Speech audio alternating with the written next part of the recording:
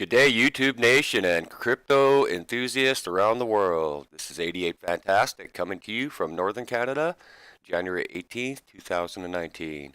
In this video, we just briefly want to talk about the absolute basics of everything. Haven't gotten into researching products for people or anything of that nature just yet. So if you guys ever want something to be looked into, post it in the comments below. I've got no problem checking everything out and doing a full review for you guys.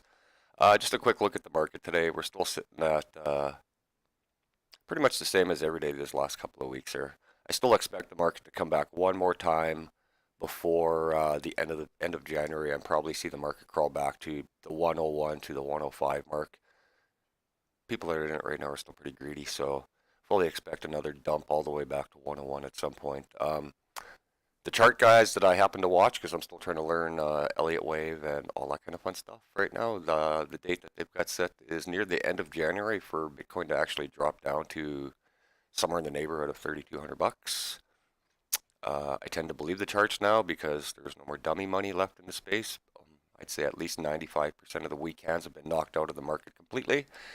So what do we want to get started with? The absolute basics, because still a lot of people that I watch and a lot of people that I talk to still don't even know what a single Bitcoin is or crypto in general is. So let's start with the best practices. And what best practices are is safety, and they kind of teach you how to become a little more responsible for yourself. And what you don't realize is when you get into cryptocurrency, you are responsible for your own assets. If you lose something, it's gone. If you hit enter and you made a mistake, it's in cyberspace now. So you need to be careful with what you do. So I went searching through some of the sites, and this was one of the better ones to help new people out. So rule number one, don't ever tell anybody how much you got. You feel like going around and bragging if you're a millionaire, you're just looking to get ripped off. There's already been hundreds, if not thousands, of stories of people bragging about how much Bitcoin they own, and then you always hear the gun to the head story. Or in today's news, where you get people of importance and people with wealth, and their kids or their wives are being kidnapped for Bitcoin. Information is now being held for Bitcoin. So don't ever tell anybody how much crypto you actually have. Cold wallets are awesome. I don't know why he's got a picture of the Ledger under a cold, because that's a hard wallet. I have one of these myself. That's a Ledger Nano S. And what it is you're sending it information, and you're never using it to send out information. As soon as you send out information, you're known. So that's why they recommend these. You store these and save them for the day when you want to actually get out of the market. Never use an exchange wallet for longer than you need, and honestly, you should never keep anything in an exchange wallet unless it's your trading balance, your daily trading balance. I tell people, if you're going to the casino, why would you leave your chips on the table? You think they're going to be there when you come back? I know it's a piss poor excuse, but that's the same thing you're doing with an exchange. You're leaving your money with somebody else and praying they don't get hacked, or like what we did with Proof of Keys there a couple of weeks ago. You want to make sure that the exchange you're on is at least solvent, meaning they have money to pay you back, and they're not using your crypto to trade within themselves. Always encrypt your wallets. The My Ether wallet in my About section is great for that. It's got everything there. Use separate addresses when possible. Another thing that, when you get to the point, if you actually do have some wealth, it's a really good idea to have multiples of the same wallet. That way you only use it once. My big thing is right here, double check everything, and I said it in the last video as well. Becoming a responsible person in this space means looking at the first couple of digits, checking the last couple of digits before you hit enter. Always. Once you hit it enter, it gone. It gone. There's your backups. Always use your backups. This might be a little bit much for people, but you know what? All you got to do is just do it once, and then you're good to go pretty much forever. And always, like every YouTuber says, we're not financial advisors. This is not financial advice. Always do your own due diligence before you buy anything, and never spend what you can afford to lose. I'm a great example of that. Single parent.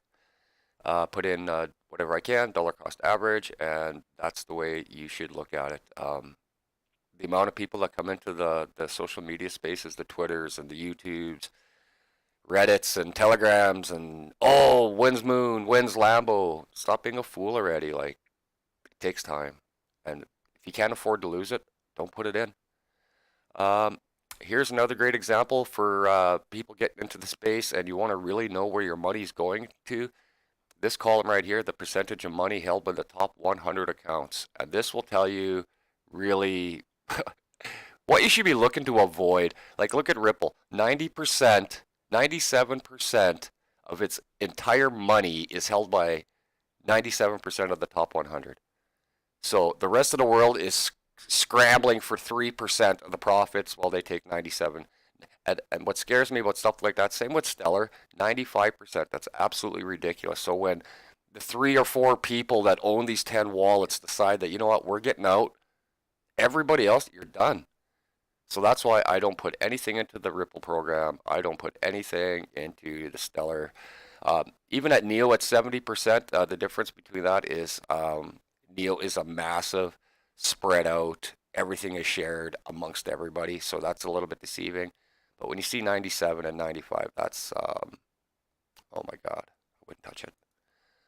Here's another thing to look at. If you're ever really bored, a lot of people pay attention to this, and this is how you see a lot of how people catch a lot of the wash trading and the fake volume on exchanges. These are the Bitcoin addresses around the world.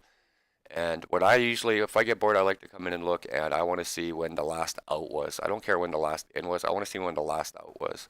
And when you scroll through these, you'll see some of these wallets literally have not been active since 2011, 2012.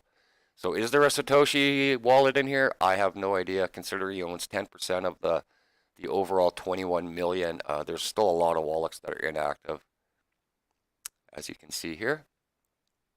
So that's all I wanted to bring for you guys today. I just wanted to bring some best practices, some safety tips for you guys, and show you who controls what wallets on that page, how to look to see who actually has what in the Bitcoin and their amounts. I mean, look at some of these balances are just outrageous, right?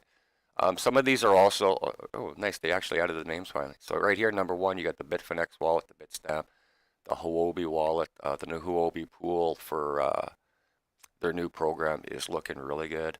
For those that you don't know, if you haven't been following the news, Binance, Bitfinex are obviously the really two big two, but that, due to volume and marketing. But Binance has actually shut down a couple of their shops in a couple of different countries right now, while Huobi has actually got a physical business in just about every continent on the planet, and they're also signing up Bitcoin mining operations with a couple of U.S. states and signing electricity deals. So it's kind of weird to see how Binance keeps getting all this media attention, and they've literally done nothing anywhere except for take money. And Huobi is literally, I haven't even seen anybody else other than Huobi. I know that they set up something outside of Seattle, Washington. It was like 80 acres of mining equipment or something to that effect. So, but anyways, I wanted to keep it short. I wanted to keep it brief. I wanted to keep it positive. We're going to start going in the direction the same way as my articles, where we're going to try and keep it the positive news. Try and find our daily or weekly village idiot in the cryptocurrency market, poke a little fun at them. And if you have any questions, any projects, I'm more than glad to help you out. So just leave them in the comments section below. This is 88 Fantastic, signing off from Northern Canada. Take a bite out of that cryptocurrency, people. Bye-bye.